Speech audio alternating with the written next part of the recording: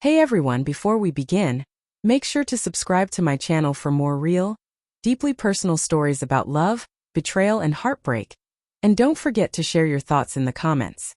I want to hear how you've dealt with moments you never thought you'd survive. I'll never forget that evening. The memory is sharp like a photo that won't fade. I had walked into our favorite restaurant, the place where Emma and I shared our first date, where countless anniversaries were quietly celebrated with candlelight and laughter.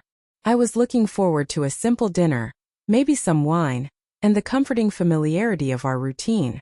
But the moment I stepped inside, something felt off. The laughter that usually welcomed me now sounded different, distant, like it belonged to someone else. And then I saw her, Emma, sitting across from a man I didn't know, leaning in close, laughing in a way I thought was reserved only for me. The sight froze me, chest tightening, stomach twisting like I'd swallowed ice. First, I told myself it was a mistake. Maybe they were friends. Maybe it was innocent. But then the subtle signs started stacking in my mind. The way she had been avoiding my calls all week, the hurried texts she glanced at and deleted before I could see, the vague excuses about work that never quite added up. My mind raced, trying to rationalize, trying to find a reason that wouldn't shatter my world. I took a slow, careful step closer, pretending I was looking for a table, and tried to catch her eye. But the warmth I expected, the smile, the sparkle, was missing. Instead, she looked distracted, familiar in a way that felt foreign. I felt a hollow pit open in my chest, swallowing every memory of trust one had in us.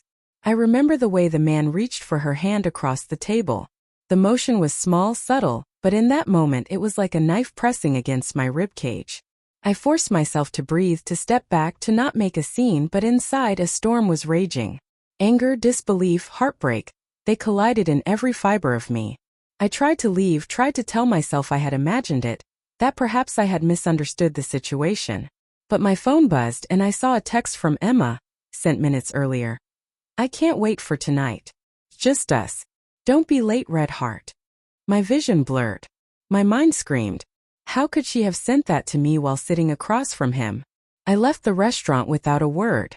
The walk home was a haze, each street lamp a blurred reflection of the confusion and rage inside me. When I finally reached our apartment, I paced, trying to make sense of it. I remembered every small moment over the past few months, the late nights working, the sudden irritability, the tiny lies I had brushed off. Each memory now felt like a puzzle piece I had been missing, a pattern that was horrifyingly clear. The next morning I confronted her, not with shouts or accusations, but with a trembling voice, raw with pain. "Emma, I saw you last night." She froze, her face paling, eyes darting away.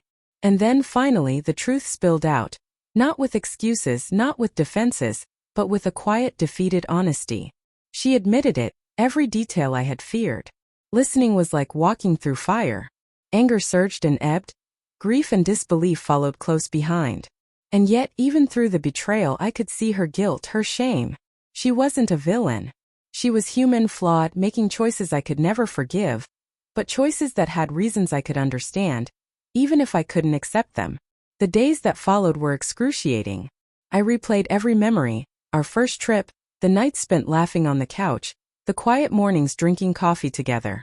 What had been love now felt tainted, like a beautiful painting smeared with dark paint. But I also began to recognize something crucial. My worth wasn't tied to her fidelity. My sense of self couldn't be stolen by someone else's choices. Eventually, I made the hardest decision of my life. I had to leave. Not in anger, not in revenge, but to reclaim my life. The goodbye was quiet, almost gentle. No yelling, no dramatic gestures. Just the acknowledgement that some bonds, no matter how deep, can be broken beyond repair. And sometimes the most courageous act of love is to let go, for both of us. In the weeks and months afterward, I felt hollow, and yet gradually I rebuilt. I reconnected with friends I had neglected, rediscovered hobbies I had abandoned, and learned to enjoy my own company. The heartbreak didn't vanish, it lingered like a scar, but with it came clarity. Betrayal had taught me that love is precious, trust is fragile, and self-respect is non-negotiable. Sometimes I walk past that restaurant, and memories ripple through me. Smiles, laughter, the warmth we shared. But now I can do it without pain. I remember what we had, but I don't let it define me. I learned that heartbreak can be a teacher, not just a wound. That even after betrayal, life moves forward, stronger, wiser, and more resilient. So if you've ever felt that sting, that gut-wrenching shock of discovering someone you love in a way you never imagined, remember this. Your value is not determined by their choices. Healing takes time, but it is possible.